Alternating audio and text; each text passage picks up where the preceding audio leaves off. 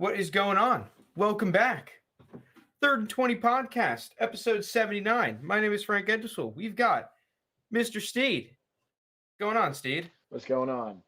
Nothing much, dude. Another picks, another positive weekend from last weekend. Falcons still in the hunt. Um, just chilling. Christmas was great. New Year's is in 2 days. So Yeah, we're out looking to here. turn the new page Is on it? the Wait, new so New year. Year's Eve is tomorrow? Honestly, I have no idea. Oh, yeah, New Year's Eve is tomorrow. Would you look at that? Lines up on a Friday, too? I think Yeah. 2022, aside from the fact that COVID is still strong. I mean, you Oh talk yeah. about someone who's getting hot going into the playoffs. Freaking The COVID, vid. man. Just Yeah, the not vid. It's like not going away. how can I say? It's like the Patriots team when they were No, winning they're all the like the Super Bowls. Bucks. They're like the Bucks. You know, The Bucks. yeah, they brought in a couple free agent guys, got their quarterback, and all of a sudden they're here to stay. And you thought, oh well, you thought maybe the vaccine would take them out. Nope. They're just as strong after the vaccine as it was before. Freaking the vid, man. The vid likes to face adversity, That's where they really thrive in. And, other than that, but yeah, it kind of sucks with all it coming back. It delayed a bunch of games from, what was it, 2 weeks ago? Like, we were having games on Tuesday again. Like, listen, I'm cool with having football almost every day, but this Tuesday games suck. It's got to be hard for the players to get up for that game. Oh yeah, I mean, it's just wacky, right? I mean, I actually don't mind the Tuesday game. It was the last year Wednesday midday game where I was like, Oh, okay, yeah, this that. officially is not a good. I don't like this whatsoever. What was that? It was like Steelers Ravens. It was like a 5 o'clock game It on a was weird. Wednesday. It was really weird. It did not feel like a football game at that point because it's like midday on a Wednesday. It was just really wacky. Yeah. I actually kind of like the Tuesday games. Maybe it's a hot take. I don't know. I especially because you make that Well, break. football belongs on Tuesday. It does, but like when I think football on Tuesday, I think of Mac. Yeah, I think of Maction. You're Maction. thinking just some random Maction, you know. Oh, I think maybe of maybe Western I'll take a Michigan little. versus. Yeah, I'll put a little bit on Ball State this week, you know, something like that. Yeah, I'll You don't take the even watch the Buffalo teams, and over. you're like, You know. I'm throwing a unit on this team. Fuck it, why not? Yeah. Speaking of throwing Got nothing units else on to do. teams, because fuck it, why not? Picks, baby. Dean, welcome back to legit positive territory. There was a couple weeks there where you were down, but you're back up 1.5 units. It's funny how sometimes this stuff works out. I'm up 6.49 units. You're up 1.49 units. So, like, we're out here. Let me see if I can line this up a little better. The Scrappy Dog is back. And let's get into it, dude. Dog of the freaking week. I think I started off, my dog of the weeks started off very hot this year. We were just fresh off the skillet. And what happens when you just sit out there on the plate for too long? We've gotten cold. At least I have. I think you're pretty hot in the dog of the weeks. My dog of the weeks have been freaking cold, ice cold. Whenever I start leaving my dog of the week too much on the table, or like leave it out there on the table a little bit, I like to, put it in a microwave, maybe heat it up a little bit. Yeah, that's what I need to do. And my microwave is going to be you starting. What is your dog of the week this week? I mean, dude, I'm gonna take the odds, right? Like, am I missing something here with I know the Cardinals aren't playing exactly well, but they're 6.5 point dogs against the Cowboys. I know it's away, but plus 205 on plus 200 on the money line. I see him here on DraftKings plus 210. Plus 210. I mean, is Kyler hurt? No, but I think everyone else. Okay, then. Well, yeah. I think Buda Baker's questionable. I know Rodney Hudson. I'm not sure he played last week, but I know he's questionable. They already had a couple of major defensive injuries coming into this losing streak that they had. Yeah. I'm right with you. I got the times too here. Cardinals they're on my card as well. Yeah, I think it's just a smart bet because like the Cowboys are the best team in the NFL statistically against the spread, right? But the Cardinals are still top 10, so something has has to give here. I know they're on this wacky losing streak and they're a little beat up, but it's the Cowboys. And the very few Cowboys losses, I think they only had four this year. Like the first one against the Bucks was pretty good. They've had some letdown losses where they've been hot. So like that letdown loss against the Broncos. I think if you get in, uh, like if you get a team that's riding really high, they don't have to worry about the division anymore.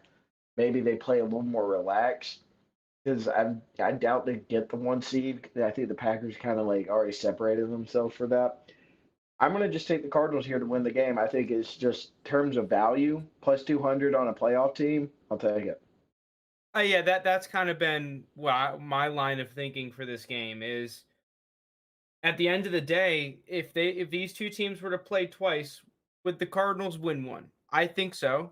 Even with some of the injuries they have, they still have the most dynamic player on the football field. Cliff Kingsbury, I do think, has taken that step forward because in the offseason, I did an analysis on the Cardinals. And one of my big qualms with them was the relationship between Kyler Murray and Cliff Kingsbury. I felt like at times the play call wasn't exactly fitting Kyler Murray. He didn't seem comfortable.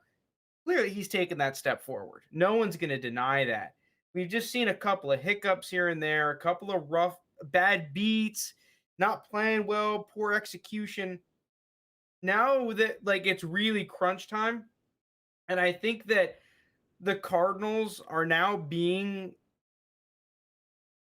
not that they necessarily have a chip on their shoulder. I don't really know the right way to put it is, but No, people are counting them out now. yeah, it's like It's just every kind of single like, after all these losses, it was, oh, it's still the Cardinals. They'll be fine. Where like like they would lose, but they were treated as the Cardinals team that was the number one seed in the beginning of the season. Whereas now, after last week's loss, finally we have the Cardinals being like, oh well, the Cardinals are playing like shit. And that's what this line is priced at. The Cardinals are playing like shit. They're banged up. Almost a 7-point spread. Now it's a little risky because as we saw last week, and I would advise against taking games today like we are, because maybe there is COVID, and COVID's going to knock half the freaking Cardinals roster out of this game yeah, tomorrow and on Saturday before the game is played, and all of a sudden this goes from a 6-point spread to a 7.5-point spread, or God forbid Kyler Murray gets COVID, and all of a sudden it's like, well, fuck. And you're playing I up mean, it'd be against the double full strength digit at that Cowboys, point. but with the information we have right now, even though the Cardinals are banged up, this is too good of a team. Plus 200. I Yeah, like it. Just one unit. Just one unit. I'm not hammering it. Just a unit. got a unit to spare You got anything else on this game? in this game alone. No, yeah. Like anything else you want to touch on with the Cardinals Cowboys game? No, I think it'll be a fun game because love both of the quarterbacks. But I don't know. I just feel like the Cowboys are down for a letdown game, and eventually the Cardinals will win a big game. Because because the Cardinals are playing for seeding, right? They lost the division lead to the Rams or whatever, and now they're battling. I think they're the 5 seed right now. I You can know, check. like you Yeah. don't want to Sorry, drop any little lower than sneak that. peek here. Yeah, they are the 5 seed. Okay, yeah. So I doubt they want to drop lower than that, even though I would not want to play the Bucks in the first round. But I don't know. I think it's just you're getting the fact is that you're getting plus 210 on a playoff caliber team and a team that was started the season 8-0 and week 17. It's kind of asinine, so I will just easily prevent that. Asinine. Wow. Okay. Going out here. Oh, I read the dictionary. Yeah. Yeah. Before coming on, pulled out the dictionary. Got those big words. Yeah, I got the Webster's dictionary just, right here in my pocket. All right. I'm gonna go with my dog of the week. I mean, dude, I'm always taking dogs, so I'm basically just deciding between which dog I want to take. And I'm going to be taking, I don't love this game, but I think it's just mispriced. And that is the Raiders at plus 240 against the Colts. Um, Oh, Well, I think the first problem is that I don't think Carson Wentz is playing. I believe that Sam Ellinger is going to suit up, and I actually like Sam Ellinger. But the problem is that I don't think I like Sam Ellinger enough to have the Colts a 7-point favorite in this game. The Raiders finally got their season back on track with a win last week. They're still in the playoff hunt now, so they're still alive. Um, and I'm just getting a slept on Raiders team. I don't love this game. I really don't, especially because it's a late season Raiders game. This feels like a Raiders loss, but dude, plus 240. I will tell you what, too, is that I feel like a lot of the games that are in this range where a team is a 7-point dog against the spread around plus 240, plus 230, plus 220, and even to the Cardinals plus 200, plus 210, anywhere in this range seems like one of my most profitable ranges for just money line bets. Yeah. Early in the season, week one, Steelers over the Bills. That was a plus 250. A couple Titans games early in the season where they were plus 250. Then all of a sudden, the Colts, right? Because I took the Colts couple of these games, they lost. But then once they started winning after that rough start, a couple plus 200, plus 220s and whatnot. Dude, this is a Raiders team that's still above 500. I mean, the Colts are good, but I really like this range, and plus 240 is just too much for me not to put a unit on. Yeah, it just scares me about the Raiders is that they've been in this situation for the last couple of years now, and like they made it a little farther down the finish line this time, but it just feels like they might get crushed. They might not though. It's Derek Carr. They definitely have the better quarterback if Carson Wentz isn't playing. Okay, I actually have it pulled up. So here's the ones in this range that I hit on this year. I'll just go through all 190 pluses. Steelers week one plus 250 hit. Titans week two plus 245 hit. Colts Jeez. week three plus 195 miss. Giants week four plus 270 hit. Colts week five plus 250 miss. Um, Titans week six plus 200 hit.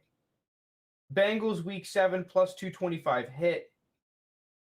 Nice. Um, let's see, we got any other ones? Colts week 11 plus 245 hit. Titans week 12 plus 245 miss. Jets week 13 plus 230 miss. That was a stupid pick though because it's the fucking Jets. Seahawks week 15 plus 220 miss. Texans plus 185 if that counts for anything. Plus 185 hit. So like it's got I don't know, I wasn't keeping track, but I think that's a little bit over 500 there. And this is 2-1 odds on most of those games. Yeah.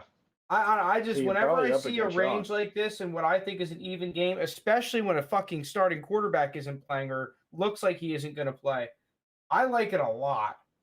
And I'm 100% throwing a unit on it. Okay. Oh geez, what's going on here? All right, let's go into the outside of the dog of the week picks. You want to go or you want me to go? Hey, you can go. All right, well, I'm going to continue my tirade of dogs. And if you are an astute third and 20 hour podcast listener, you will see all of this Steelers stuff behind me and the fact that I have been staying away from the Steelers the past couple of weeks. Um, and for good measure, we've been losing, we've been sucking, but I'm back. Especially because we've been dogs, and Mike Tomlin. If you look at his win rate under dogs, he wins like 70% of the games where he's an underdog. Well, I am back. Yeah. I am taking Big Ben in what looks like to be his final Heinz Field appearance against the team that he has owned over his career, the Cleveland Browns. I'm going to be taking the Steelers at plus 155. Man, I think that we're gonna finally see the Steelers not start off a game like absolute dog shit. I think that this is gonna be a grimy divisional matchup. You saw the game that happened last time these two teams played. I really think the Steelers have something to play for. This crowd is gonna be rocking. There's a lot on the line here. I think the Steelers are gonna be up for it. Plus 155. I really like this line. Um, I, I, think that this line, if I were to price it, should be, way closer to Steelers like plus 120, to be completely honest. Yeah. Plus 155, I absolutely love. I think that this team is gonna finally start executing, especially on offense, a little bit better than in weeks prior. And we're playing up against a struggling Browns offense. This is a Browns offense that's been turning the ball over. If the Steelers are able to create points with their defense, that seems to be how they win games.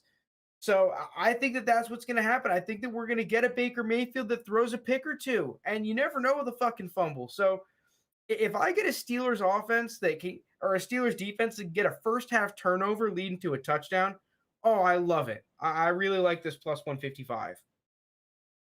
Yeah, I'm going to tell you, I'm going to take the spread though. I'm going to take 3.5. And same reasonings, this is more than likely Big Ben's last game. So I feel like, the atmosphere, the team will be all up for it. Plus, like, you're still like in the playoff mix. It's just, and with to go with the Browns is, I mean, disappointing season. I expected a lot more of this team, expected a lot more of Baker, and it's just been a very inconsistent season for this team in general. Like, and there's something about the Steelers being a dog and they like to win. Maybe they don't have the as talented as roster as the Browns when they're fully healthy, but is you like to see Big Ben go out as a winner, and Heinz Field won last time. It's against the Browns. Browns aren't playing well. I think he can get it done. I'm just gonna play it safe though because I want that 3.5. Yeah, the one Just thing in that case really any scares me BS. about this matchup is frickin' Nick Chubb, because this Steelers run defense is Yeah. a shell of its former self. This run defense is bad. And I think that there's a very good chance that Nick Chubb goes for like 120 yards on the ground and a touchdown, which scares Yeah. me. But I do think the fact of the matter is that you're not just going to beat the Steelers by only running the ball. I think that if you do that, it'll be a close game, but I think it's going to be more of that Steelers Seahawks game, and you're kind of playing into the Steelers' hands if you make this a grimy, annoying, on the ground football game, like a classic AFC North kind of a game. I think that if you're the Browns and you turn that into, you make it into that kind of a football game, that's what I want in this plus 155. So even though I'm scared of Nick Chubb, and I mean, since we're doing this on Thursday, we don't get to see the player prop lines. Dude, if Nick Chubb's rushing total is anything under like 95 yards, I'd probably take the over on that, like, pretty handily. Um, so that does scare me a little bit in this matchup. But man, I just I don't think Baker's getting it done right now, and I don't think that they're the guys on the outside for the Browns are really threatening us in this football Yeah. game. I agree with you on that. All right, So I'm my going next again pick. here. I'm going again. Oh shit. Okay. I Yeah, mean watch I out. This is my last pick of the week, so this is your segment after this. I'm going to be hitting a team that you actually wanted to talk about before the pod. oh, the Fins? Yeah, I'm going to be hitting the Dolphins at plus 135, and I'm trying to see because I haven't necessarily been going crazy on the Dolphins. You making No, some I money if haven't. I have I even picked them? I feel like I've picked them. I picked them once here, I twice. do. I haven't picked the Dolphins at all, and they've won 7 in a row. So I think you talk about like the most under the radar team. Yeah, and the time I picked them, they lost. Oh no, I picked them here. Okay, I guess not. But yeah, that's one of the reasons why, and I feel I kind of kicking myself for not picking the Dolphins more. Um, but yeah, I'm gonna be taking the Dolphins here plus 135. This is a team that's really hot. They've kind of figured out their identity. I think that they're playing to their strength with to it. Now they've had an easy schedule up until now. They have been kind of playing some shits, to be completely honest. But I'm not going to come out here and act like the Titans are this version of the Titans, a very scary team, especially if AJ Brown doesn't play. Mm. I think this is a very good matchup for the Dolphins. I think it's going to be a close game, but dude, the Titans minus 3.5, and what's going to be a grimy game. The Dolphins defense is back to getting turnovers and back to that Dolphins defense that we saw a lot last year. Um, I just think that the Dolphins in this matchup are the team that have things figured out. They have the identity, whereas the Titans, they're in a little bit of an identity crisis. They had one, and I think that their defense is a lot better than last year. You talk about a defense Yeah, that it really definitely is. flies around to the football, but I don't think that's necessarily going to matter that much in this matchup with the Dolphins scheme. The Dolphins are very much hey, just gonna kind of dump it underneath, especially to Jay and Waddle. The guy's getting like 90 targets a game. They play Hmm. good defense, and I think that the Dolphins are gonna be able to shut the Titans offense down. So yeah, I like this Dolphins line. I getting them here at plus 135. I am shocked that this is a plus 135, to be honest. I thought this was gonna be like a pick 'em game. I thought so too. I guess like again, they gave the Titans a field goal, since it's home. Yeah, they're at home. And maybe Like, Vegas dude, is still not sold on Dolphins because for the first reason why you brought up is that they've been playing shits. Now they have to play a playoff caliber team. Can they beat them? You know. yeah, my problem is listen to these games since like after the November midpoint for the Titans. They lose to the Texans. They get smacked by the Patriots. Okay, they beat the Jaguars 20 to nothing. Congratulations. You beat a Jaguars team that just lost to the freaking Jets. And it spiked the ball with 20 seconds left, third and goal. Um, they lose to the Steelers, and then they have kind of like not necessarily a miracle win, but a game that they barely won against the 49ers. That was a Thursday game, right? Yeah, I mean they had to On come back. Thursday They were night. down 10-0 at half. Yeah, they were down 10-0 at Um, half. so like cool, yeah, and I guess you get extra rest coming in. I actually do think that Vrabel is pretty good on extended rest.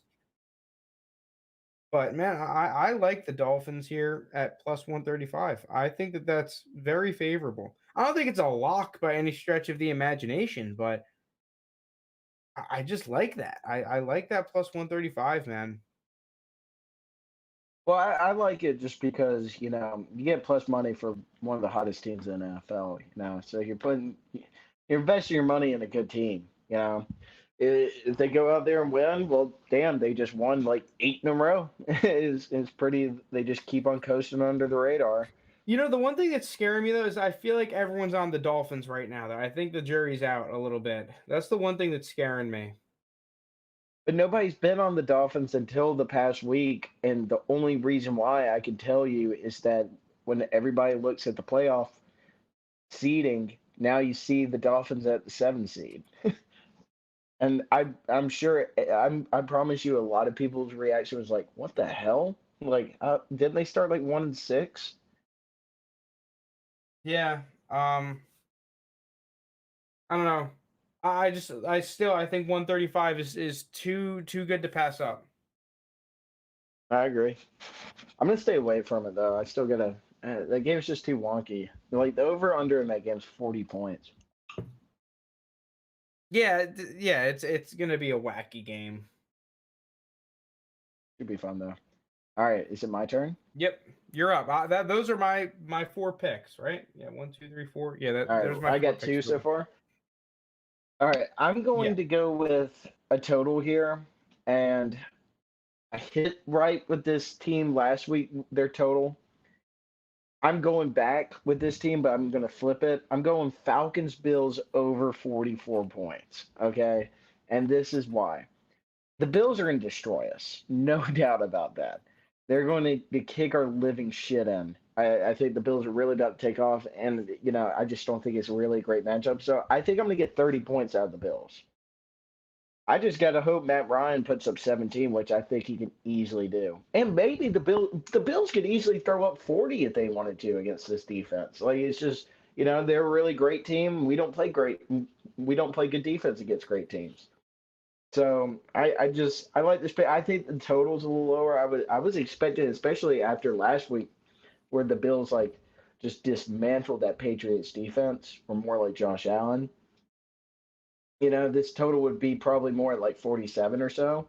So to see it at 44, I think I get a pretty solid number here. Yeah, it's a little ballsy. It's a little ballsy in Buffalo. I You don't you like don't think taking so? overs right now. I don't know. I mean, it's funny. You see the quote that Dean Pease had about how to stop Josh Allen. He said, yeah, What do you you hope he say? doesn't get off the bus." You gotta love that, dude. He's just a football guy. That's a He football is a football answer. guy. Um, Well, that's what Arthur Smith and Terry Fontenot.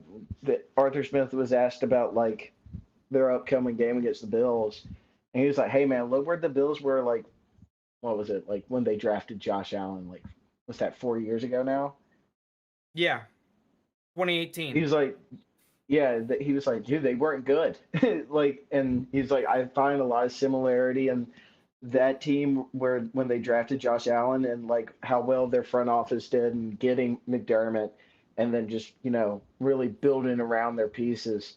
He said that's what that's our identity. That's what we're trying to do. And that fired me up because I was like, "Fuck yeah, dude! I want to be the Bills." So I don't know. I think it's going to be a fun game, anyways. Like I can't remember the last time we played in Buffalo. I'm pretty sure Matt Ryan broke his toe, and I was like 12, I think. I can't. I just remember the game. It was like whenever Stephon Gilmore was a rookie. That's when it Oh, was. okay. So, See, you had to be a um, little older than that because I remember when Stephon yeah. Gilmore I was a mean, rookie. when I say 12, I'm not meaning 12. I mean like probably Well, like what the hell 15. do you mean? Yeah, I mean, like I could have said, if I'm 8, then you're just thinking, oh, he was young as fuck. 12, 12 is more in the range of like, okay, he could have been 12, but he's probably more like 15. All So, right. anyways, with that rationale of thinking, that's gonna bring me to my next game, and I'm taking the Bucks minus 13 and a half against the Jets. The Jets are gonna get absolutely throttled by Tom Brady. He's going to just, it's going to be bad. There's no way the Jets cover this game. Remember the game last year where the Bucks played the Lions and it was like 35-0 in the first quarter? Mm. That's the vibe of the game I'm getting right here. I know the Bucks have some pieces hurt or whatever. I know Godwin's out. Um, I'm not sure about Mike Evans and company. AB should be coming back soon, right? He was playing last week. Yeah, he's already back. Okay, yeah, okay. He's already back. Sweet. I don't know. I have a feeling like the Jets are not really good. The Buccaneers are a Super Bowl contender. They should be able to just kick their ass. And like this is a team where Tom Brady, he always played well against the Jets. He kind of just coasted in there, get a dominating dub like 35, like 10, and then move on. Man, is it weird that if I were to take this spread, I would probably be leaning to the Jets? I mean, I like how I don't see how they like. Am I just misintruding the Bucks Well, here? Are they frauds? here's the listen. I could be wildly wrong here, and I think I have a soft spot for the Jets, mainly because of my guy Zach Wilson. But first off, the Jets are getting a lot of guys back off of injury. They got their left tackle back last week, George Fant. I'm 90% sure that's his name, which is a huge get because against I think it was the Dolphins they played the week before. That left tackle they had 69. I don't know what his name is. That might have been Nice. one of the ugliest left tackle performances I've seen in my entire life. That guy couldn't block a scarecrow, right? He couldn't do shit. So you get a left tackle that I don't know what his contract situation is or what the hell is going on there, but I know they have Becton too, and I think their right tackle isn't bad either. So like the Jets are like the one team in the NFL that seem to have like a lot of good tackles on the offense. It's like what the fuck? Which is funny to think I'll about take because a it's the couple of damn those. Jets. And I mean, push comes to shove, you could probably put Vera Tucker at tackle if you really needed to. Um, but then you're gonna get Elijah Moore back. You got Michael Carter back. I'm pretty sure they're getting a couple defensive players back. Zach Wilson seems to have hit a little bit of a stride. It was a little bit shaky last week against the Jaguars here and there. There was two throws that I saw from him that were bad, but other than that, he had a pretty damn good performance. And you saw what he was able to do with his legs.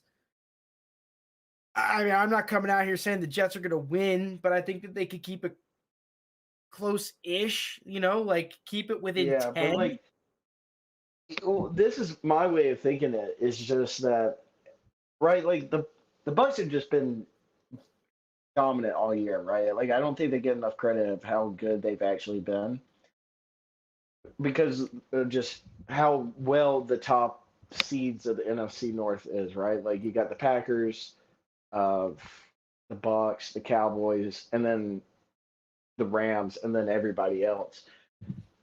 I just think like this is a Tom Brady team, and it's getting around that playoff time. He wants them in shape. He's going to like want to hit on all cylinders this game. I I just feel like they're just going to get their asses kicked. I mean, listen, I'm not taking the Jet spread if that counts for anything. If I I mean, was that yeah. confident, I'd be taking the Jets spread, but I'm not. And I think definitely the Jets getting their asses kicked is in the range of outcomes.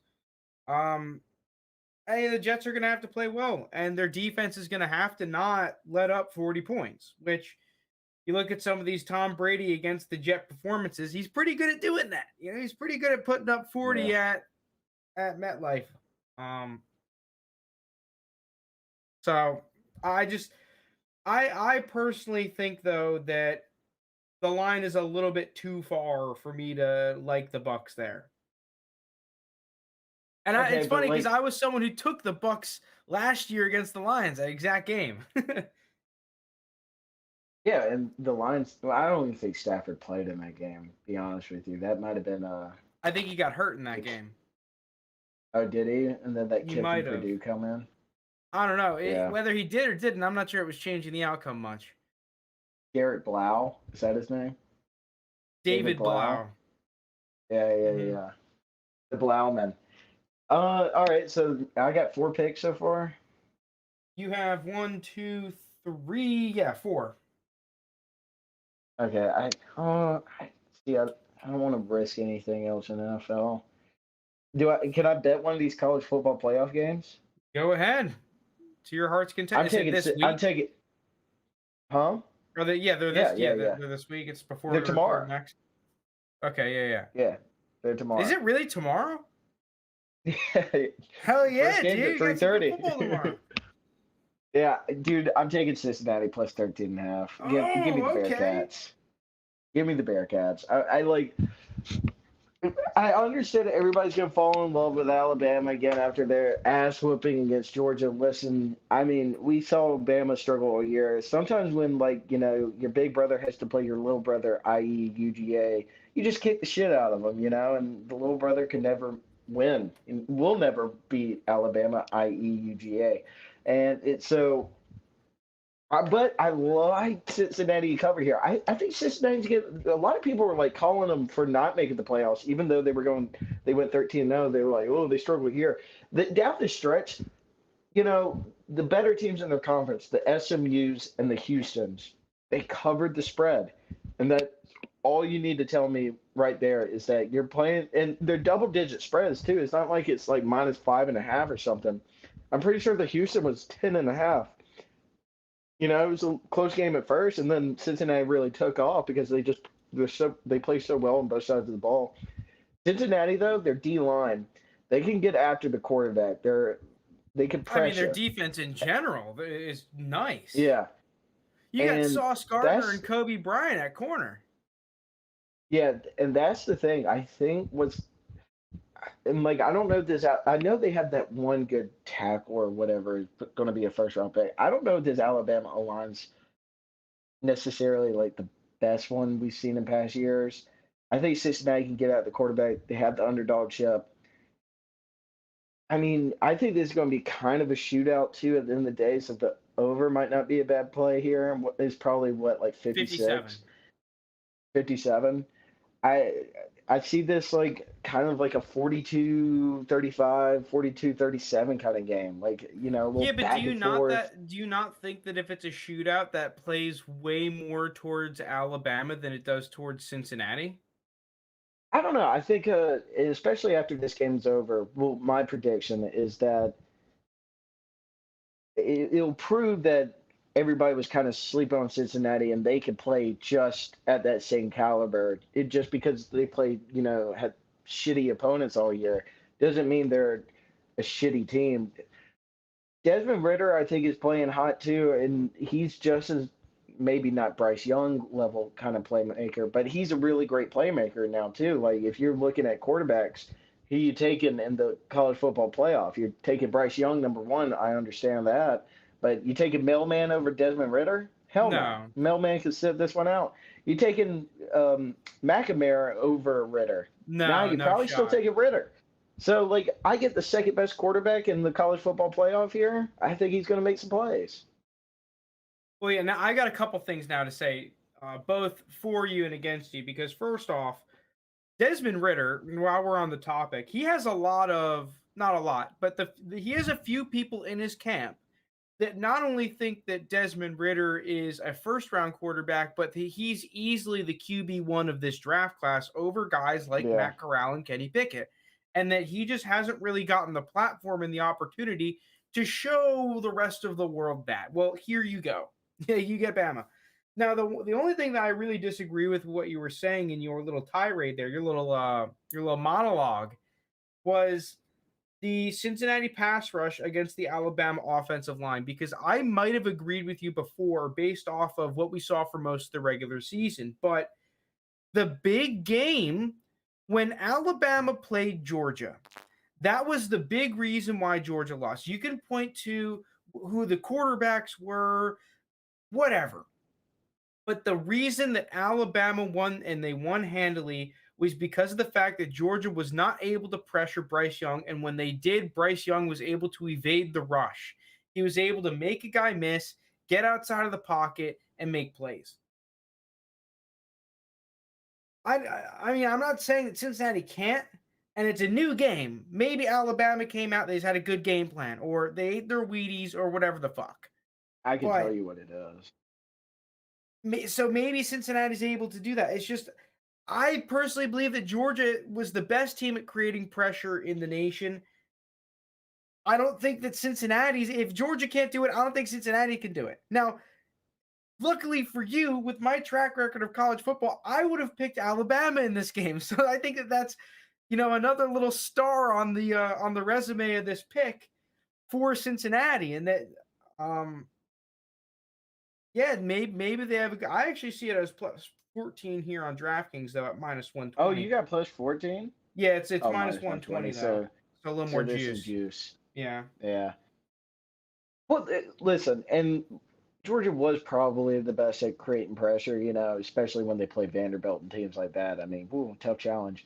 But like, it comes to the big game for UGA.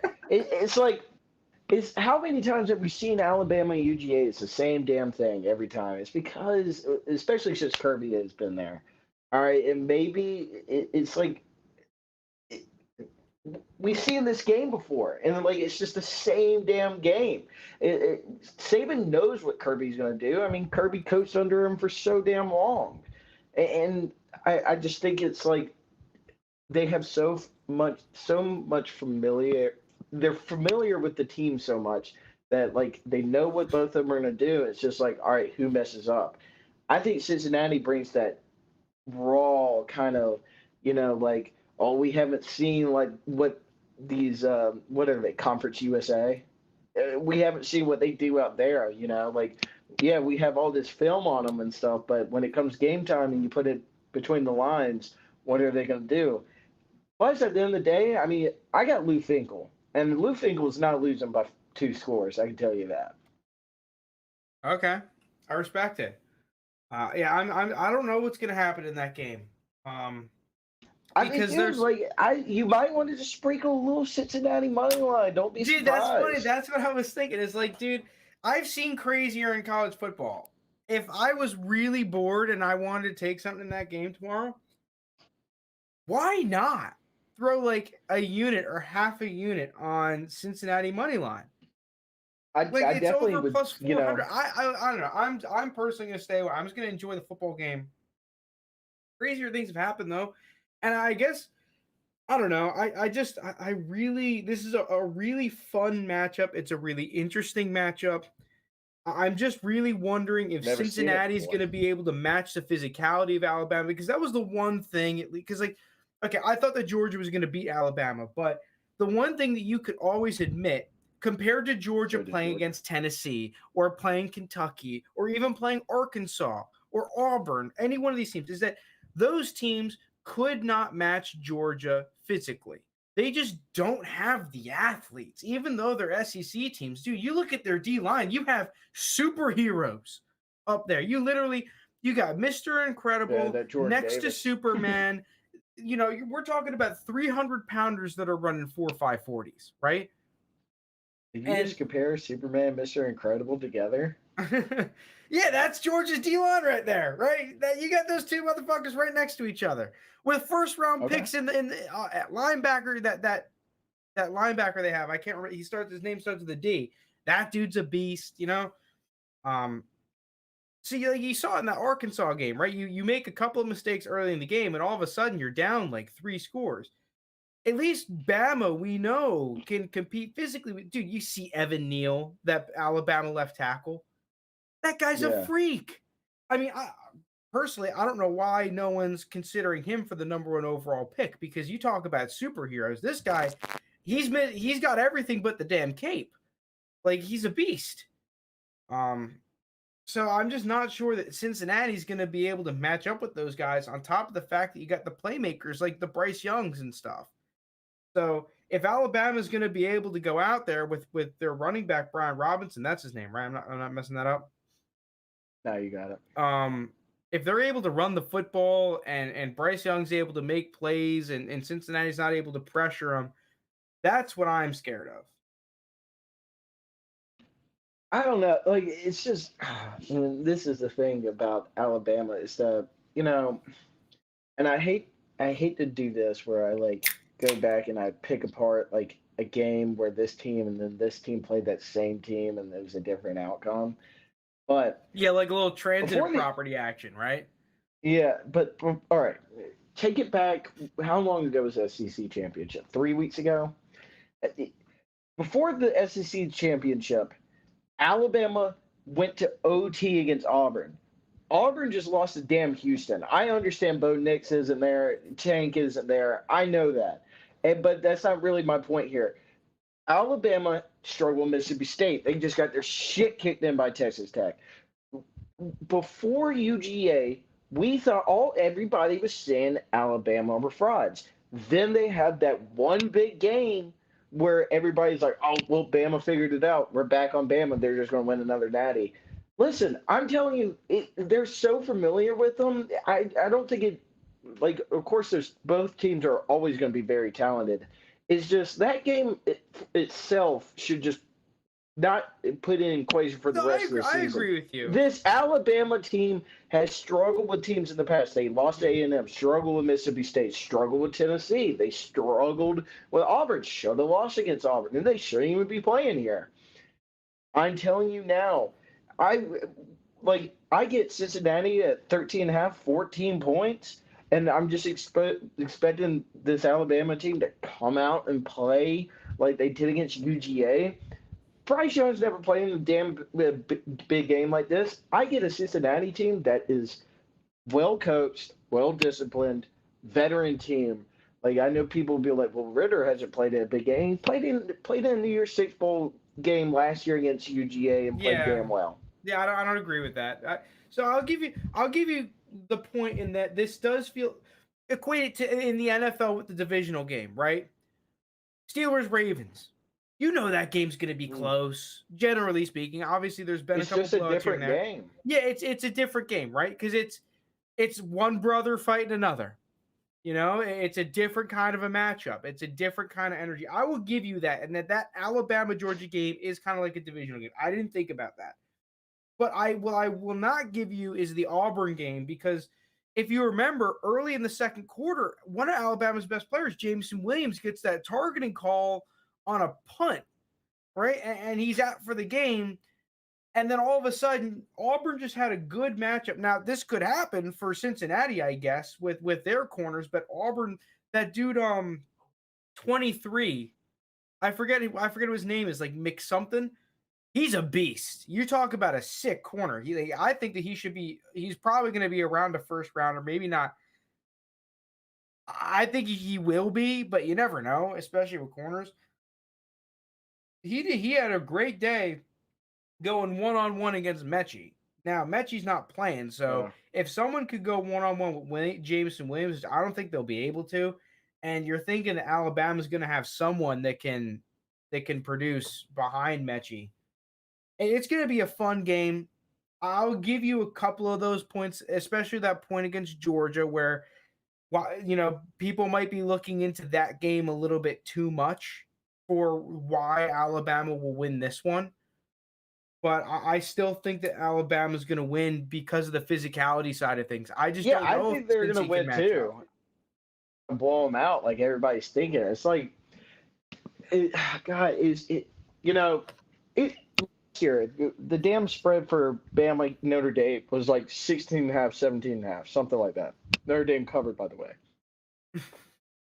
Knew Notre Dame was going to get their shit rocked, even though they did cover. But like we knew Notre Dame, like they stood no chance. I give Cincinnati a little chance because at the end of the day, you don't have fucking Ian Book as your quarterback. You know, like you True, actually have true.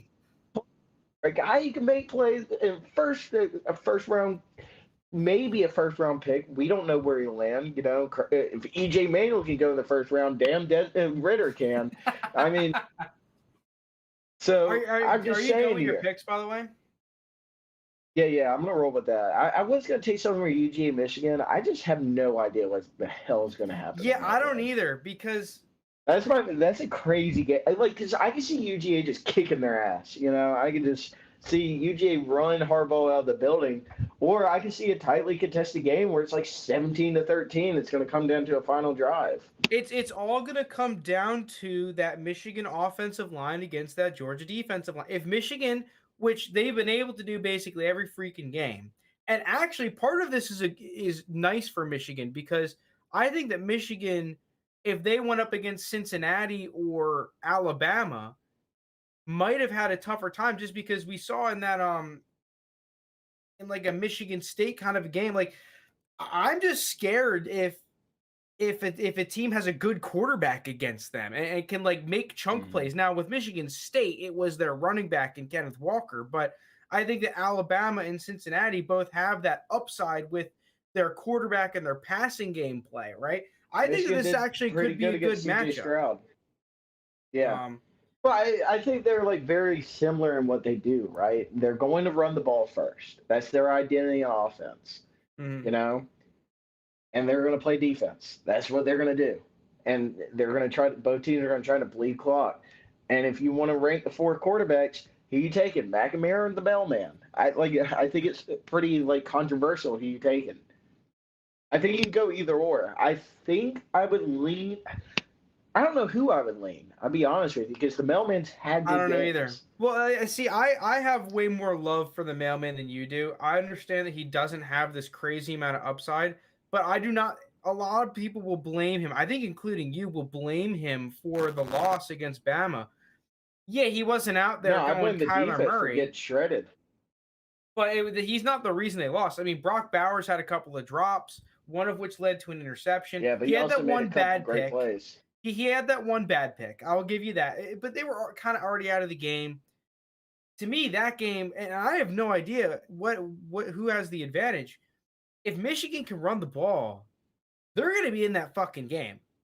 Like no ifs, ands, or Oh buts. And I'm yeah, going to be interested to see if, like in that Iowa game, if they start coming out with some freaking wacky trick plays and whatnot. I would not be surprised at that either. Like a fake punt, a double pass, something like that to get their passing game going. Because even though I liked what I saw out of McNamara, Michigan's quarterback, I agree with you in that he's the worst quarterback out of all four of these teams. It looks like as of right now. I think he's got some potential, but the dude is just too damn inconsistent. He's still a damn college quarterback at the end of the day.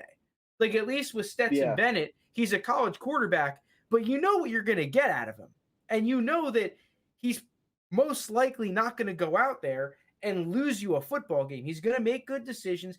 But at the same time, you know that he's not going to carry you, right? He's just going to game manage you. But that's all they want. That's all they need. So that's going to be a Yeah. really interesting football game. If you had to put a unit on the spread, which way are you leaning, Georgia or Michigan? What is it, 7.5? 7.5. Dude, I feel like every time I bet on UGA, they fucking lose. So I'll bet UGA. Okay. I would Dude, go I with mean, they UGA do. too, I guess. I want to take Michigan. I want to take Michigan because they're still being so slept on. Well, I'm pretty sure I picked Michigan to win the college football playoffs. So I'd probably pick Michigan. But I mean, the Yeah, thing you did. is, like, Michigan's been an underdog twice this season. I'm pretty sure the first time was Penn State. I know the second time was against Ohio State. And they just, they kicked the shit out of both teams, as an underdog, where you're not supposed to win. Um, I'm pretty sure they won by a combined score of those two games, like 44 points. I saw on one graphic. So maybe like Harbaugh can get them up. But the thing is, Penn State had a good defense, but like you can get away. Look at their offense was terrible, and the Ohio State's like the complete opposite, right? Like really good offense. You get a couple stops. All you have to do is run the ball 30 times, and you're putting up 20. Yeah, 20 plus. UGA is a more balanced team, So I don't know. They're just very identical schools for what they're trying to do. And I feel like it's just a hard game to predict. I know the over under is 45.5. I would lean the under in that as well. But then again, I could see it get it like it could be a weird thing where it becomes a shootout, like something like in that Michigan State game. Yeah, I think that if you start seeing a lot of big plays, though, that it's going to favor Michigan in that sort of a game. I think if you're Georgia, you want it to be a boring game. You want it just to come down to pure physicality, a grimy matchup. If You you're want it to be like that Clemson game in week 1 for UGA. Yes, You want it to be, exactly. Because I think if it becomes that game, Georgia's going to win that game. But yeah. if all of a sudden big plays start happening, then I think you're giving Michigan more chances, especially because if you're talking about what coach I trust more, I trust Harbaugh in this big game more. I think that the thing is with Harbaugh is I think he's just got the nuts. He's got the cojones to go out there and say, fuck it. If we need a spark, I'll do a fake punt. I'll do an onside kick. Oh yeah, he will. I'll do this. I'll do that. And Fuck it. And that's one thing I don't think Kirby has. I don't think he really has balls at all. But I mean, like, last time I remember them running a fake punt, it's kind of hard to run fake punts when you don't really need to because you're never down. But it was a couple years ago in the SEC championship when Tua got hurt. Jalen Hurts came off the bench and like Georgia choked and they were up 28-14. Jalen Hurts had to beat them. But they ran a fake punt, and I'm pretty sure Justin Fields was in there, and it just got blown up. Like it was just terrible. Yeah, I actually remember the play you're talking about. Yeah, so like I don't think he's it wasn't like the right situation to do it, right? You trust your defense, you go down there, get the stop, get the ball back, and for some reason you're still playing from. But other than that, I don't know. I think both games are going to be really good. Like in college football playoff recent history, these are the most excited I've been for game wise than the first college football playoff when it was like Florida, when it was Jameis versus Mariota, and then it was Cardale Jones versus that young kid from Alabama. Or Alabama had Derrick Henry, so that's all you needed to know. All right, sorry, I was pulling up the playoff picture. I wasn't really listening. But let's do it. So we got a little bit of time left. We're going to talk about the playoff picture here. So I've got it pulled up on the screen for those watching on YouTube. As of this minute, the Chiefs are the 1 seed, which saw that coming. Yeah, I mean, at the same time, though, man, you talk about people were shitting on the Chiefs for a while there. Oh, when they were what, like 3-4? Yeah, Yeah. I mean, I feel like us on the pod, we kind of held firm, like, dude, it's the Chiefs, like they're gonna figure this shit out, and they did. I mean, I think that if you were like a true football guy, most people saw that coming. Like it's the Chiefs, Yeah, bro. Like they're they're gonna gonna figure figure it it out. out. Um, so they're the 1 seed. The Titans are the 2 seed, which, given the amount of problems they've had, is If surprising. you would, yeah, Derrick Henry going down early in the season, you would have told Titans fan, but you still be like sitting the 2 seed week Well, not 17. only that, You know, if Derrick Henry going down plus the lack of production from Julio Jones, it's like, well, what the fuck? Um, I mean, like, yeah, I could have told you that's happening, but especially with him and AJ Brown, like some games they're just not even on the field. You know, so shout out to that defense. They really did a 1 year turnaround. And it's funny because I feel like their weakness last year was that they couldn't tackle. You look at their games, especially recently, they are flying around the field, man. They're yeah, not they're fun missing to like watch. that's like almost one of their specialties is that they have a physical, good tackling defense. So they're the 2 seed. 3 seed is the Bengals. So it's funny because we go from a team that I nailed because I really like the Titans coming into this year to a team that I got completely wrong, and I hard faded the Bengals, and they made me eat it every single one of those words. Bengals are the 3 seed. 4 seed is the Bills, also at 9-6. 5 seed the Colts, who started off like 1-5 and have been going crazy. The Patriots are the 6 seed at 9-6, and the freaking Dolphins are somehow the 7 seed. They have stormed Out of back nowhere. out of absolutely freaking nowhere, and they are the 7 seed as of right now. So let's start off with the AFC. We can look who's in the hunt here. Baltimore, LA Chargers, Las Vegas are the 3 teams on a tie with the Dolphins. The Dolphins have the tiebreaker. Then you have Pittsburgh, Cleveland, and Denver at 7 wins. The Steelers technically at 7.5, so they're a game out. Still in the hunt though. What are we thinking about the AFC side of these playoffs, Steve? I just talking about the end of the hunt teams real quick. I think the Ravens are out. I think they're chalked. You know, they just got. It's just even coming into the season, you know, they got riddled with injuries really quick, losing both running backs, Dobbins, Gus Edwards, and then you look at the corners, their secondary got hit, and then they all had Marlon Humphrey, and then you know they were 1 seed for a little while, and then you know it kind of caught up to them. Maybe they're not all this great, and Lamar really had a, I know he's a Pro Bowl, but you know, I love Lamar, but Lamar like had started having a turnover problem. He's thrown a not even a handful, a ton of picks this year, fumbling too. So I think that's really cost him like positioning wise. So I'm gonna say they're kind of out. Raiders have to have a lot of things to go right. Chargers, you know, they just need to win and just hope the Dolphins lose. I would assume because they've beaten some really good teams this year.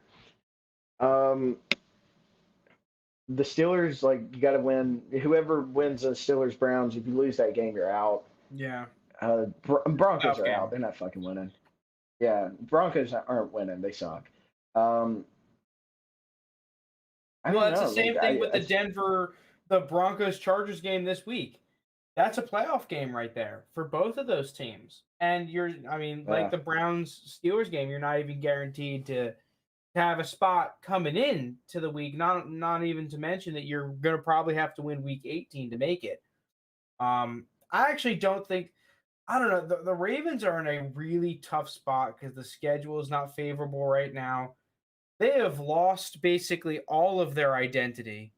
Um, and I think part of the reason that Lamar started struggling is because it kind of just became, hey, dude, you got to carry us. We can't run the ball well. Mhm. Um, Yeah. our offensive line does no longer like it's not that they're bad, but they don't have that competitive advantage that they once did. The defense has been getting decimated, and then on top of that has been even further more decimated. So, man, they have really been shit in the bed there. I guess if you were to look at so like out of Denver, Cleveland, Pittsburgh, Vegas, Chargers, Baltimore, I think everyone will agree that the Chargers are probably the most likely team to make it in. And you know what? They probably have the most favorable matchup this week as well because they get to play the Broncos with Teddy Bridgewater, who's not playing. So you get to go up against the Drew Lock Broncos, which is either a massively good thing, which I think it is, or you get the Drew Lock that's going to go out there and throw 4 touchdowns and have a perfect day. Well, yeah, if that Chargers defense plays like they did against the Texans, easily could happen. But let me ask you this. Do you think that the Chargers or one of these other teams ends up in the playoffs that are in the hunt right now? Oh man, That's a I don't tough know. one here because there's a good argument for every single one of these teams why they're not in it, except for basically the Chargers. It's because with the late resurgence with the Dolphins, right? Because like it seems like everybody else is kind of like you win one more game, you're in. Like Patriots, Patriots, Colts, the Bengals. Like if you get to 10 wins, you're chilling. So like it seems like you're fighting for one spot.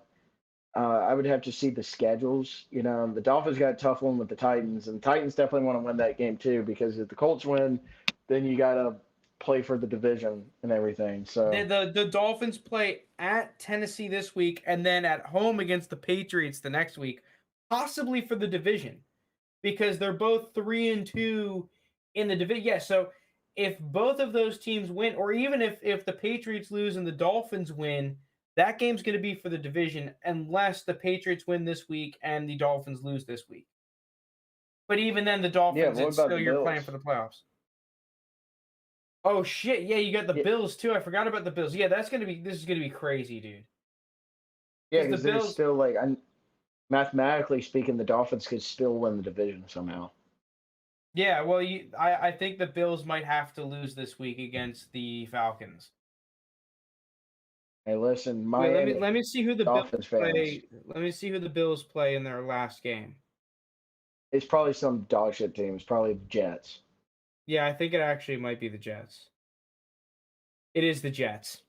Yeah, so the Bills they end the season at home against the Falcons and at home against the Jets. So it seems like they're Okay, yeah. So essentially a lock yeah, to be in. yeah, they're gonna get 11 wins. Tennessee's probably a lock for a wild card spot at least at 10 wins. Because they already got 10 wins. I think that's like your goal is like first to 10 wins, and then like if two teams have 10 wins, fight for that 7 seed. Then I think it comes down. What's the tiebreaker? Head to head, and then it's like conference. Yeah, I think so. Well, yeah, I'm Mm. looking at conference records right now.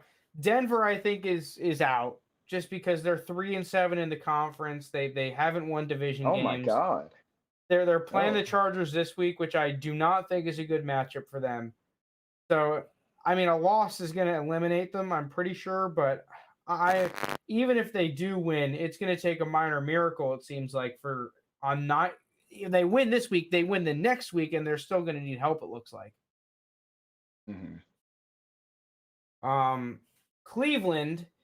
I think Cleveland actually still has a shot They because, got to win out though. well, here's the thing, and they actually have a decent shot too because they play Pittsburgh this week. And as of right now, that's looking like a pretty favorable, not, I don't think it's a favorable matchup, but if you look at what's happened the past couple of weeks, it's a favorable matchup because the Steelers can't seem to do anything. Um, if they beat Pittsburgh this week, then they're 3-2 in the division, sitting there at 8-8. If the Bengals lose to the Chiefs, which is expected to happen, all of Mm. a sudden that game's for the division. Because if you remember, the Browns have handed Cincinnati their only divisional loss. That means if the Browns win against the Bengals, they will be 2-0 and jump them for the division. Which, like, what the fuck? Like, what? That's crazy. That could happen. And not only that could happen, it's like a decent chance. There's like a decent Oh chance. yeah, it's definitely. There's a really good chance that could And happen. they're That'd gonna be be up for crazy that too. fucking game. Like, And there's a good chance the loser of that game doesn't even make the playoffs. Because like then you have the three from the AFC South. You got like the Bills are going to make it, the Patriots and the Dolphins are all looking to make the playoffs. So it looks like for the North, it would the winner of that game would be the only spot. It would be the division winner would be the only spot to get in the playoff. Yeah. So, if I'm putting my prediction hat on, mm, I just think the Chargers are going to somehow find their way in. yeah, I do too. I think especially now it's annoying because I took the Dolphins this week. I don't think the Dolphins are gonna make the playoffs. I don't think so. Um, You I think think that Luck's there's going a to run decent out? shot that they lose this week, and not only that, I think there's an even better chance that they lose next week against the Patriots. Yeah. I mean, those two teams haven't even played since week one, too. So that's kind of crazy. Wow. But yeah, I just have that feeling too, where the Dolphins are going to make it. Like they're a great story and everything. I'm rooting for Brian Flores, but I don't know. I just feel like the Chargers are going to somehow get in there. Maybe the NFL's a little fixed or what it is, but like, the Chargers are a hot commodity. They got some big names on their team. They're a talented roster. People want to see them in the playoffs. I'm sure people rather see Justin Herbert than Tua. Like, I mean, I like both of them. Don't get me wrong. But it's like the Chargers are such a letdown. It's because like I mean you can put them against the Chiefs. And they play. I mean I know it's a divisional game, but they could play so well against the number one team in the conference. Then they go out there and play the Texans, where you should be able to just all you have to do is show up and win. And the Texans almost hang up a 50 burger on you. Yeah, that's just embarrassing, man. Um, yeah, listen, I love the Steelers. Don't get me wrong. I don't think that we're gonna make the playoffs, just given what the fuck we've shown recently. I think it's just too much of a nightmare. I mean, I think we'll be lucky to win a damn game at this point, let alone make the playoffs. Um, and it's gonna be crazy. I know it's your team. I think Cleveland. I think Cleveland's being slept on. Cleveland's got a good path here. They have a I mean good path. I'm yeah. I mean they got to take care of business, and then they got to hope the Chiefs, and then you just got to leave it all on the table for one game. Dude, that I mean, I hate to root against Big Ben's last game at home, but that would be like you talk about chaos. That'd be awesome. Because like Um, that game would get probably flexed to Sunday night. I'm wondering who did not the Chargers, the Raiders play in their last game of the season. I know the Raiders like I'm sure like it was like the winner of the They play the Colts and the Raid. Chargers. Man, that's rough. I mean, yeah, they got to go through the gauntlet. You know, Yeah, you got to beat. Listen, man, they got to earn it. And I don't think the Raiders are making the playoffs after looking at that. I We're just think expecting a it Raiders plays. team to go back to back and beat two playoff games. I don't think it's impossible. I don't think it's going to happen though. A late season Raiders team without Waller. But they're gonna have like a dramatic win over the Colts and be like, oh hell yeah, here we go, and the Dolphins are gonna lose, right? And then the Chargers are gonna lose, and they're going to be in that 7th seed, and then it's gonna come all tumbling down that Chargers game. They're going to lose to the Chargers, and somehow the Chargers get in or whatever. Yeah, it's gonna sound. I think that Cleveland has actually a decent shot at making it. It's gonna be freaking crazy. Um, And then they're a dark horse in the playoffs. all right, let's go over the NFC. You got anything else you want to say on the AFC? I mean, like You think we're doing oh. the Ravens a little too dirty? I mean, if they win against No, I don't think we are. How many games they've lost in a row? 5? I mean, they haven't won in a month, and we're just out here saying they're a sleeper team. Their season's done, dude. They're not doing yeah, but anything. if they win Even this game, they then don't they even play in Pittsburgh. Like, they don't deserve to make it though. They've just been like it's not even like it's just all through the elements of their team getting dismantled throughout the season. I love you. Playing well down the stretch. It's like who would you rather see in the playoffs? A hot Dolphins team or a limping Ravens team get in there at 7 seed? Like, who's the 2 seed? The Titans? They ain't beating the Titans in a playoff game. There's no way. I think there's a chance they get that's like a rivalry game at this point. I think they My can name's beat the Caleb. Titans. What's yours? I'm Grace. Did you just move That here? is a rivalry Yeah. game. Cool. It's like you have where the Titans get in there. All right, NFC, it's funny because this looks like it was going to be a way more wild race than it's actually turned out to be. So you have, these are teams that have already guaranteed themselves a playoff spot. Green Bay is the 1 seed at 12-3. It looks like they're going to be the 1 seed again as of right now. Yeah. I mean, they're playing the Vikings this week. Who do they play? I'm going to check and see who they play in their last week, but regardless, it's like they're a regular season fucking force. Let's see. Probably play the Lions. Oh man, if they play the Lions, yeah, it's a wrap already. They do. So I mean, this is a miracle if you're a Packers fan because you wrap up the season against 2 divisional matchups. Like, congratulations, you look like you have the 1 seed, the 2 seed. And they've already locked up the division, so they're getting a home playoff game, is the Dallas Cowboys. They're at 11-4, locked up a home playoff game.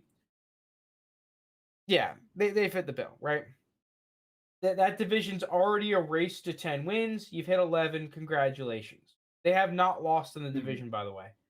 Well, the division's kind of dog shit, but yeah. So then you have the Rams as the 3 seed. They have not locked up the division, but they are in the 3 seed at 11 wins.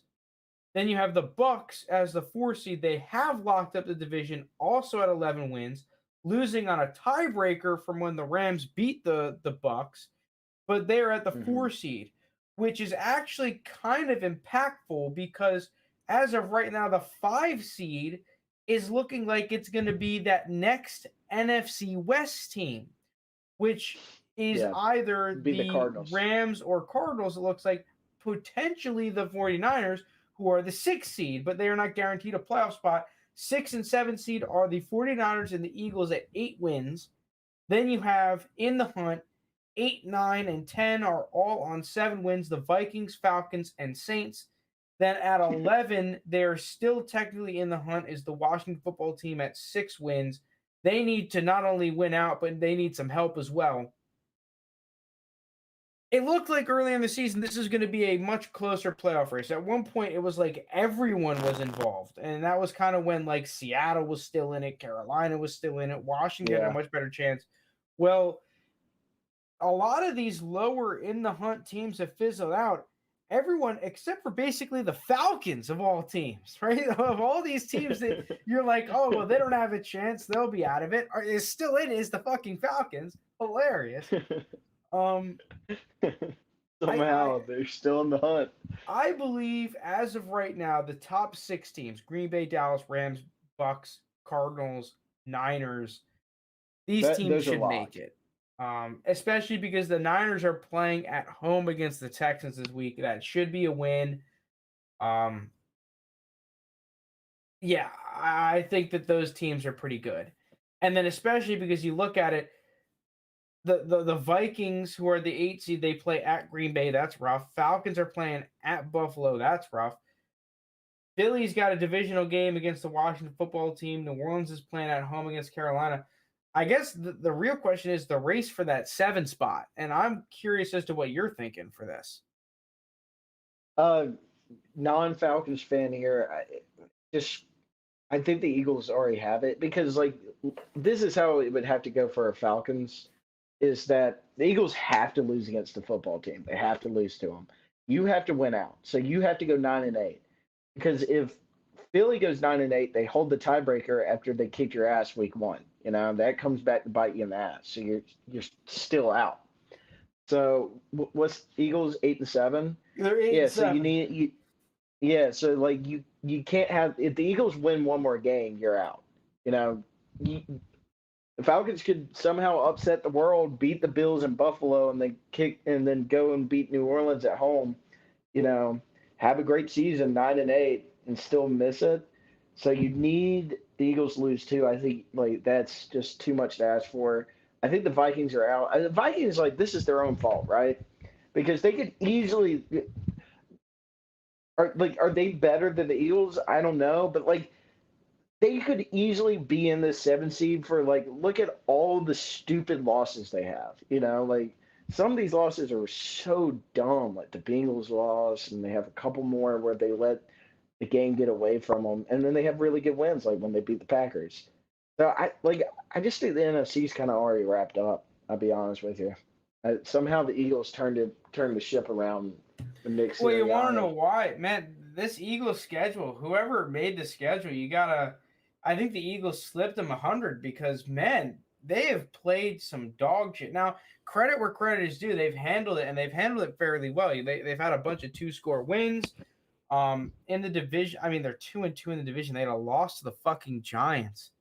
But they just beat the Giants.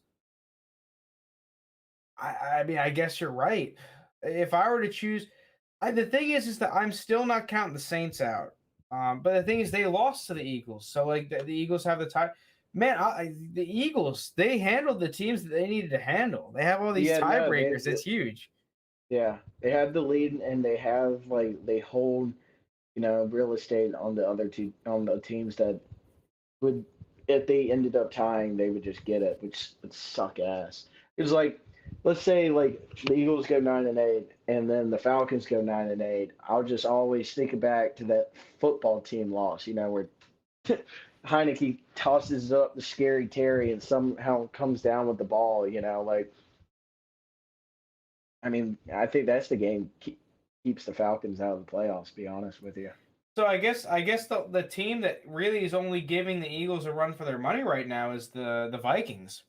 And I mean, you talk about a Yeah, team that is a Lions loss out of a potential playoff spot. At yeah. that point, they're both 6-4 in the conference. I don't know what tiebreaker you're looking at there, but they have a chance at it. Damn. And that's the thing. The fucking Vikings. They're playing at Green Bay this week. Probably the worst matchup you can ask for. Yeah, Um, they're not liking that one. and then let me see who they play after this. Because other than this, I agree with you. I think that the playoffs are almost locked up. And I mean, even looking at it, like the fucking Eagles have so many tiebreakers. Where are the Vikings? Where are they on this damn app? Oh, here they are. Oh, that's a Sunday night game? Okay. Who? Oh, Nice. Vikings Packs. Okay, so they play at home against the Bears, so that's a good matchup for them. Man, they're Viking. This is the season for the Vikings. It seems like this week. Because I think I see. I'm just wondering if let's say the Eagles lose both of their games against at Washington, and then they play at home. I think against the Cowboys. Let's say they lose both of those games. And then the Vikings lose this week and then win against the Bears. They're gonna be tied in conference games. They're both gonna be 6-6. Yes, 6-6 in conference. They're gonna be tied at 8-9. I wonder where the tiebreaker falls there. Yeah, I don't know. Is that how you did against your division? I don't know.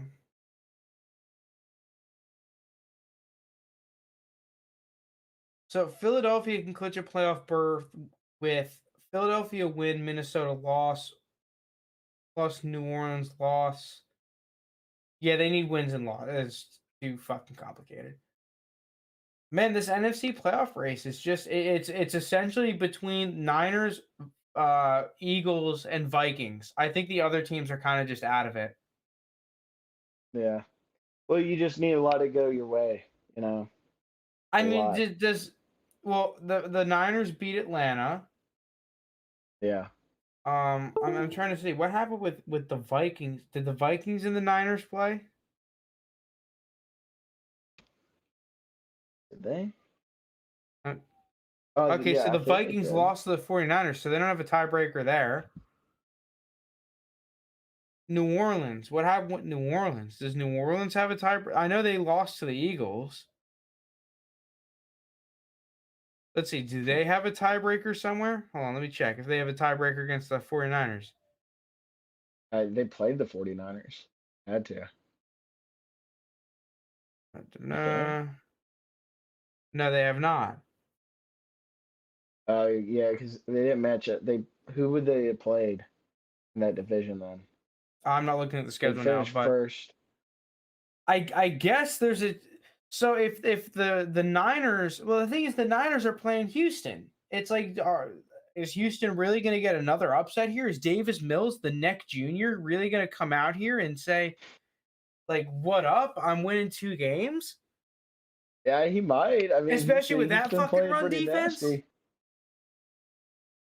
They've been playing pretty nasty. It's I just don't a know. bad matchup for me, though. I think that they're going to get their shit kicked in because the Niners can run the Oh ball. yeah, no, I think that the Niners are already in, and then like with the Niners being the 6th seed, that's dangerous. Like if you're the 3 seed, you definitely don't want to play the Niners. That kind of sucks. It just feels like the Niners and the Eagles have all the tiebreakers here, and the only X factor is Minnesota. And it really just depends on how the tiebreakers go from teams that outside of the conference wins. What the determining factor is, because if it's division games outside of the division, which I don't know if that's how it works, but let's just assume it is. Then if the Vikings, they'd be 4-2. And if the Eagles lose against the Cowboys, beat the Washington football team, they'd be 3-3. So maybe that gets the Vikings in. I don't know. Yeah. I just foresee the Vikings being boned because they lost the fucking Lions. That is justice. It seems like. Yeah, I don't see it. And I mean, like, like it would be too good to ask for, but it for the Falcons kind of thing where like if the Eagles lost to the football team, then there's a legit shot that they could drop 2 in a row to the Cowboys. Oh But yeah, it's just they've got to play the you've fucking got a Bills. quarter of the NFC hard rooting against the Eagles. Oh yeah, no. Man, And but I wanted it's to not talk like the about football this, team's gonna beat them. I want to talk about this with you though. I feel like we might have talked about him a week or two ago, but man, the Falcons being in the playoff race, especially after in the that hunt. week 1 performance, you were ready to write off fat Nicolas Cage, but you got to be happy with what you're seeing out of this squad. Oh hell yeah! I mean, dude, look at the our point differential. Wait, I'm pretty sure. Are you guys just way in the negative? Oh, dude, it's like way over negative 100. It's I think the problem is so though is that bad. when y'all lose, you just get pasted. Like you guys just Yeah, which I'm fine roadkill. with that because, like, dude, losing is losing. It doesn't matter if you lose 53-4 or you lose like, you know, 13 Dude, to the Steelers are 10. right there with you, bro. When we lose, like it looks like we've lost. you know? Well, the thing is, it's like what's weird from the Falcons. It's like the team's not talented, right? The roster it just doesn't have talent. It's like so dry, but there's a couple like key players. Kyle Pitts is great. Cordell is great. Russell Gage is coming into his like own. I mean, he's not a number 1 receiver, but he's really stepped up after Calvin's been doing his bullshit.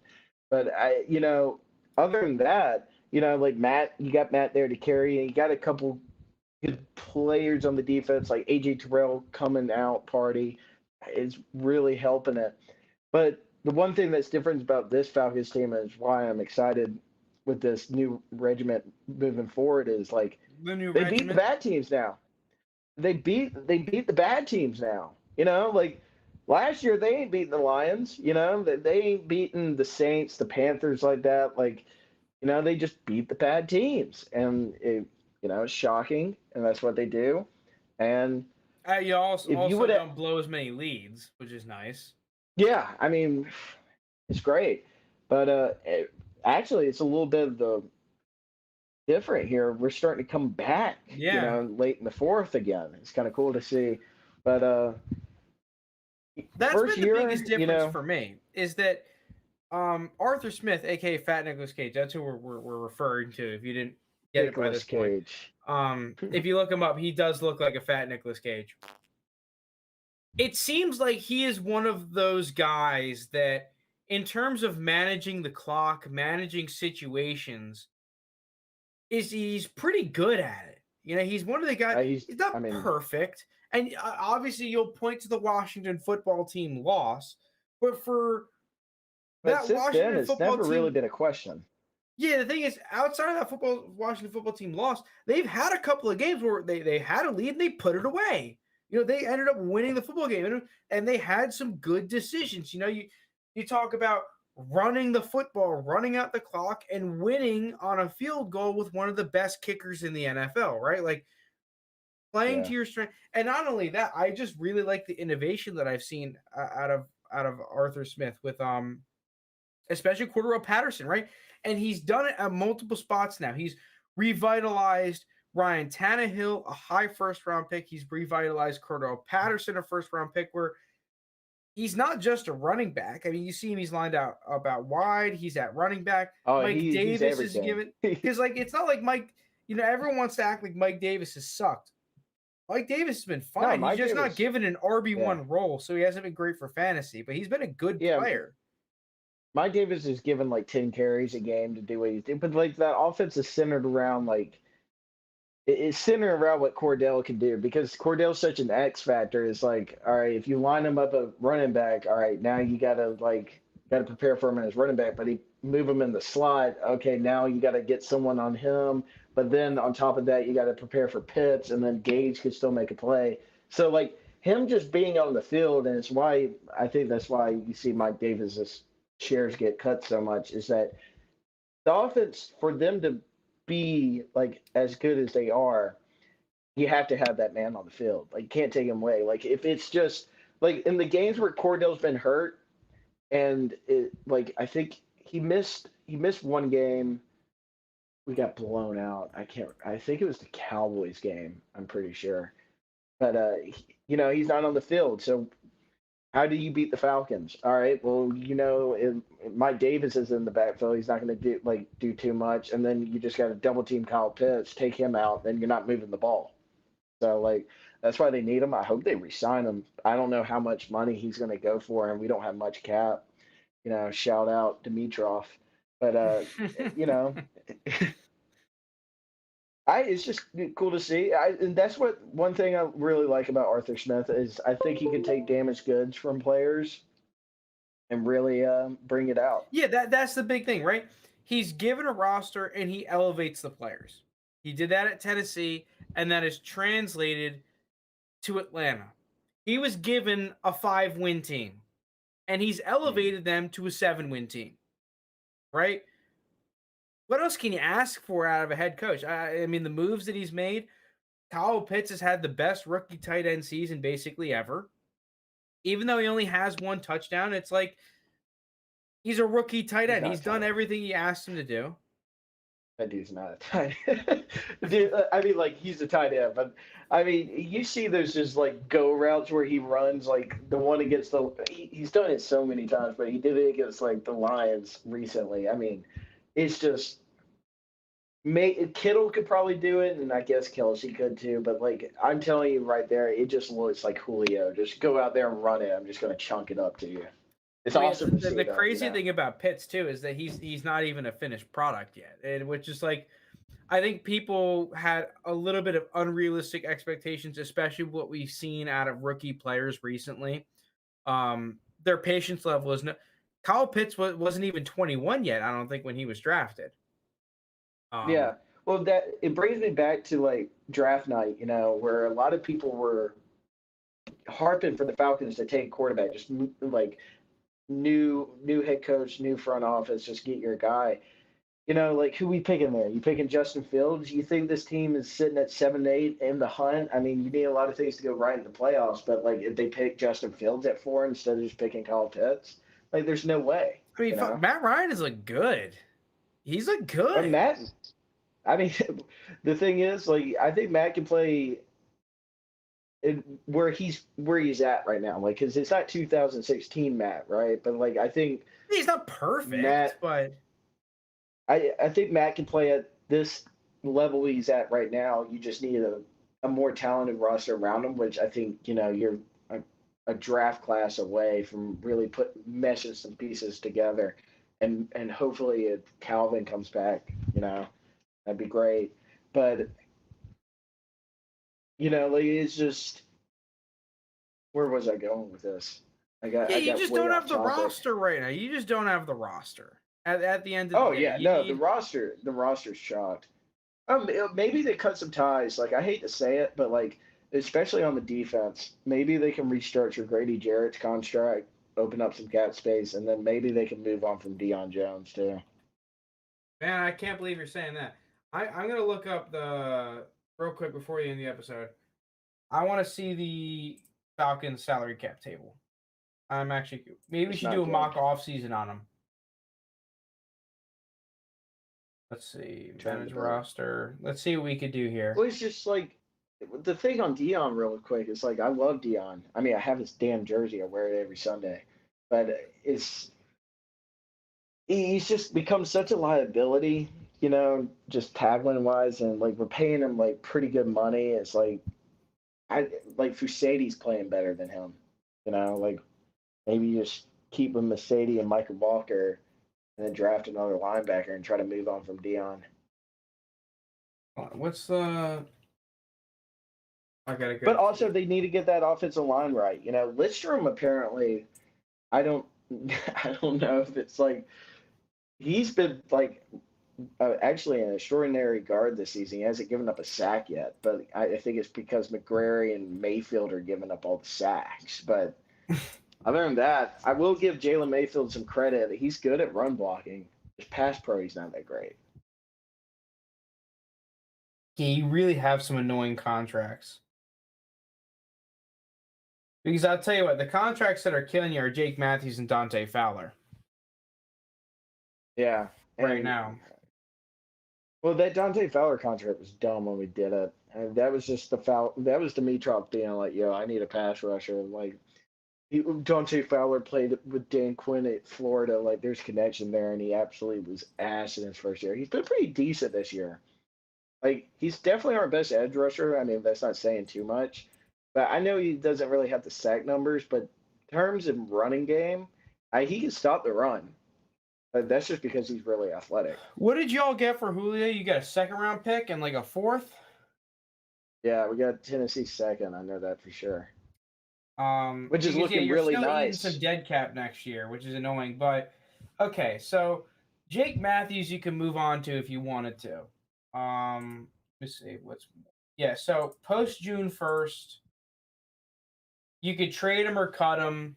You'd eat 11 mil in dead cap, which will really hurt because in total you'd be eating about 26, 27 mil in dead cap with Julio's 15 next year plus the Jake Matthews 11, 12.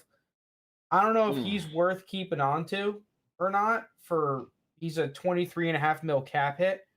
What do you think of Jake Matthews this year?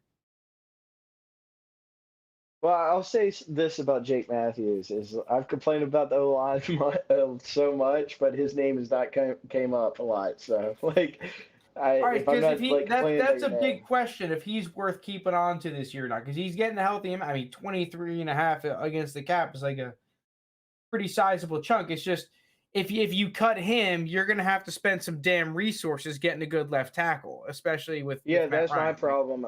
I think he just stays on the roster. It's not like Matt needs like some anchor in that offensive line. Then you have to hope for progression from some players. Like you see progression out of Lindstrom and Matt Hennessy, I think.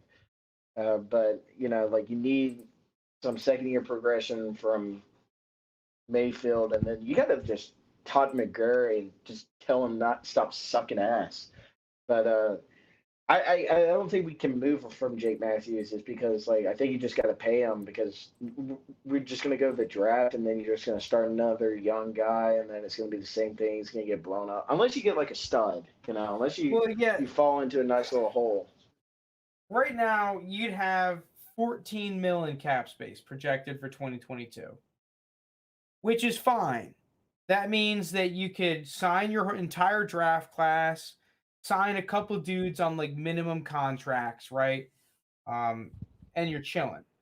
Matt Ryan and Jake Matthews and Deion Jones, those three players, which is annoying that it's those three players, are the three dudes that you could restructure and actually save any sizable chunk of cash. The problem is that usually when you're restructuring guys, it's because you're either keeping on to them for a run and you're like, okay, we know these guys aren't like insane, but they're worth keeping on to for the run, or we know they're insane and they're going to be on the roster. And I think that all three of those guys don't exactly fit the category of, oh, they're insane. We know they're going to be on the roster. It feels like if you were to restructure a lot of them to make a move for this year, that could kind of bite you in the ass a little bit. Yeah, well, like Matt's out of the question because it's Matt. Out of those three, I think it's Dion. So, like, in terms of who to cut, I Tyler can see Dion Davison, get cut. whoever this is, I don't know who that is. Who is that? You talking Is that a about the kicker? best defensive? No, he's a tackle. Yeah, D tackle. Is he good? I mean, dude, he's the best run stopper in the league. Let me tell you. All right, so you don't want to Him cut and him. Grady. No. I mean, like you probably easily cut him. I mean, You think so? I mean, he's not earning that much. 3 mil. I mean, and then the guess other guys, not, it's like but- Russell Gage. You could save 2 mil, but is it worth it? Fusadi, like you could save 2 mil. Fusadi, you talk about a guy that had a great game last game, like he played well. Oh, God I'm not damn. cutting Fusadi. Fusadi is who I want. Like our future linebacker to be. Like he's a beast. Like what? You And want to I'm not cutting cut Gage. Kendall Sheffield, save less than $1 million? Like it's just worth having him on the fucking roster. Yeah, I mean, if he actually plays. What True. about Isaiah Oliver? What about that dude? Like, I mean, I know I he think got he's hurt still on against that the Giants. rookie contract, so you're not really saving anything from those dudes. Is he actually still under contract here? I thought this year was his last year.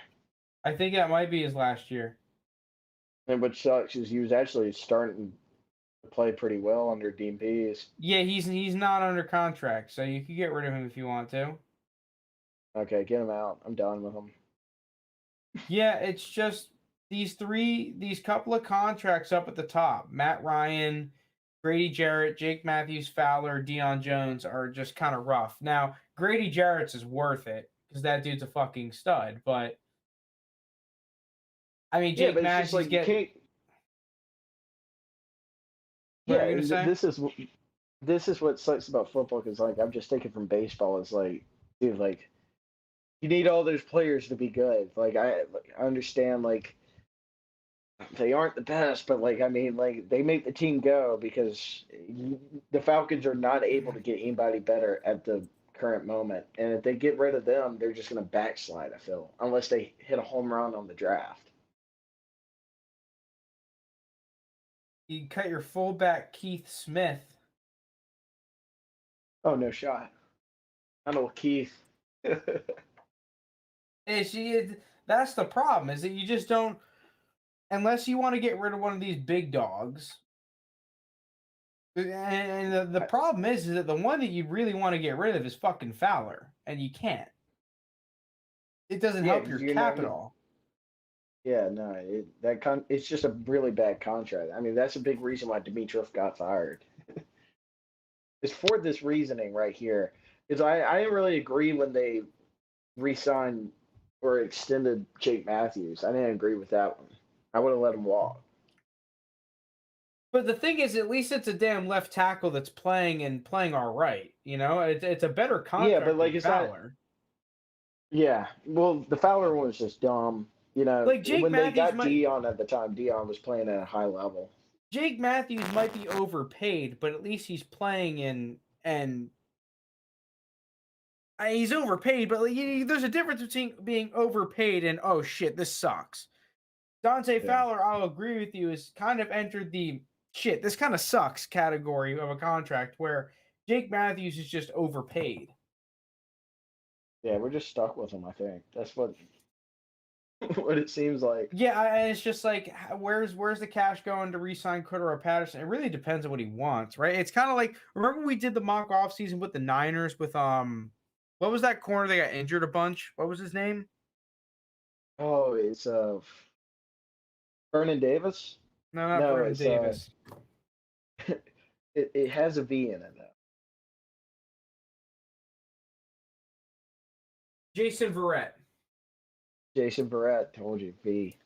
It's almost like a situation with him where it's like, yeah, we would love to re-sign him. I'd love to project whatever the fuck his market is, but you don't know what the hell he's gonna want, what the hell other teams are gonna want to give him, all that shit, right? And he's kind of in one of those scenarios where maybe you just give him a 2-year deal, front loaded as fuck, or back loaded as fuck, whatever, a decent amount of guaranteed cash, and it really doesn't hurt you that much. Or you have to, or maybe he tries to just go for a 1-year deal and wants to go to a contender. What if he wants to go to like fucking Tampa Bay or something? I don't know. I mean, I mean, Tampa Bay could get all these big name players, and just have no problem. Apparently, we have fucking Jake Well, Matthews, no, Dante Fowler, and Matt Ryan. We can't do anything. well, no, you can do things. No, you can do things. The problem is that if you do shit, it kind of hurts you in the long term. Like, you can go ahead and restructure Matt Ryan, Jake Matthews, and Deion Jones' contract and free up like 23 million cap. Right? Maybe. I'll show you. I'll show you here. I don't know why I'm not showing it. Fuck. Hold on. I But gotta. another thing is too is Calvin Ridley, his rookie contract has to be up. Yeah, you're gonna have to re-sign him. But do we? That's the thing. Like, Well, if dude he's not hasn't gonna played play, I all year. wouldn't. Like, the dude hasn't played all year. He's just making millions of Look, dollars. here's this cap table. You can pull up the YouTube stream if you want to see it. 2022. You can restructure all these dudes. Right? Here's Matt Ryan. You could save 11.3 on a restructure. 5.6 on Jake Matthews. 6.5 on Deion. The problem is that the way that these restructures work is that it's prorated over the length of the contract. So Matt Ryan is under contract until 2023. That means that this 11.5 is getting spread out over the remaining length of his contract. So then if you want to cut him in 2023, let's say Matt Ryan sucks ass, you can actually get out on Matt Ryan without too much dead cap. It'd be 15 million dead cap, but like for a quarterback, and the fact that you're saving $28 million, not that huge of a deal. You restructure that 11.5, this number goes up by like 40%. And all of a sudden you're saving, it's marginal increase on what you're saving, or a huge decrease, excuse me.